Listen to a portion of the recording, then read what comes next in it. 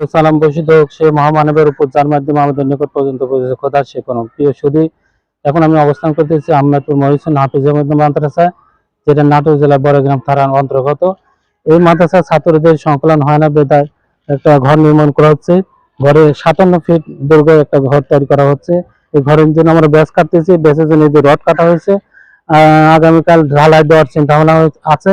আপনারা দোয়া করবেন যাতে এই ঘরটা সুষ্ঠুভাবে শেষ করতে পারি, এতিম অসহায় বাচ্চাদের জন্য লেখাপড়ার জন্য ব্যবস্থা হয়।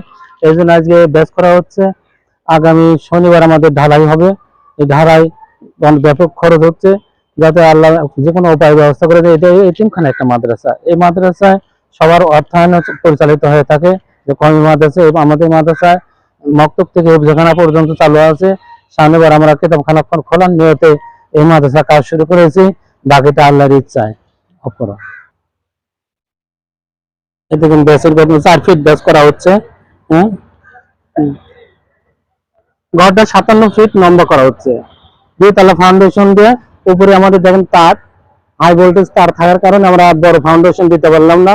এই জন্য 2 তলা ফাউন্ডেশন করে নির্মাণের দিন আজ ব্যাসের জন্য মাটি করা হচ্ছে। আগামী শনিবার এদের দাবি ঢালাই দেওয়া হবে। দোয়া করবেন যাতে আমরা সুষ্ঠুভাবে কাজটা সমাধান করতে পারি। বৃষ্টি যাতে আমাদেরকে একটু সহযোগিতা করে। ভিডিওটা একটু শেয়ার করে দিবেন, সবাইকে দেখার সুযোগ করে দিবেন। হুম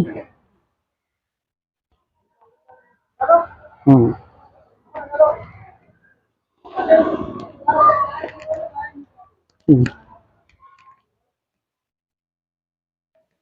12টা কলম করা হচ্ছে, 12টা কলমে কাজ নির্মাণ করা হচ্ছে।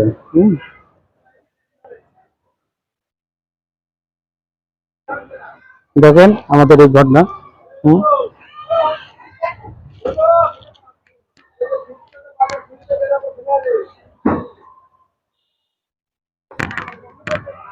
এই দেখেন আমাদের ইঞ্জিনিয়ার সাহেব এই ঘরটা নির্মাণ করার জন্য চেষ্টা করতেছে। দোয়া করবেন ওনার জন্য, যেন উনি সুস্থ থাকে, এই মাদ্রাসার কাজ সম্পন্ন করতে পারে।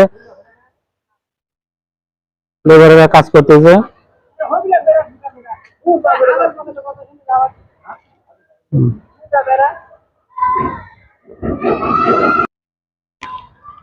এটা হলো মাদ্রাসার 2 তলা।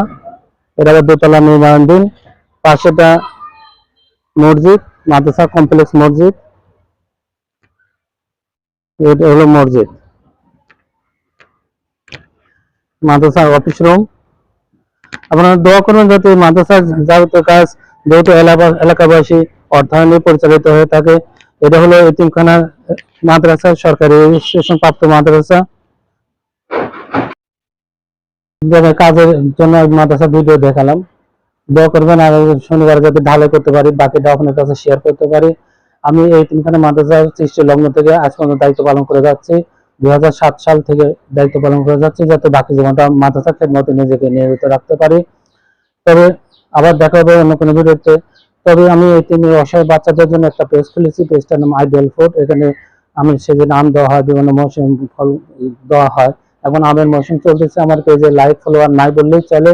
আপনাদের কাছে বিনোদন অনুরোধ থাকবে আমার এই ভিডিওটা একটু শেয়ার করার জন্য, পেজে একটু লাইক সংখ্যা বৃদ্ধি করে। আর আমি এই লাভাংশ কিছু অংশ আমি মাদ্রাসার এতিম অসহায় বাচ্চাদের পেছনে ব্যয় করে থাকি। আজ এই পর্যন্ত, আবার দেখা হবে অন্য কোনো ভিডিওতে। ততক্ষণ পর্যন্ত ভালো থাকবেন, সুস্থ থাকবেন। আসসালামু আলাইকুম ওয়া রাহমাতুল্লাহ।